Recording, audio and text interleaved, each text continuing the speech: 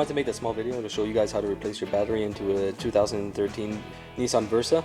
Now, this procedure is going to be pretty simple, pretty straightforward, so I hope you guys enjoy it.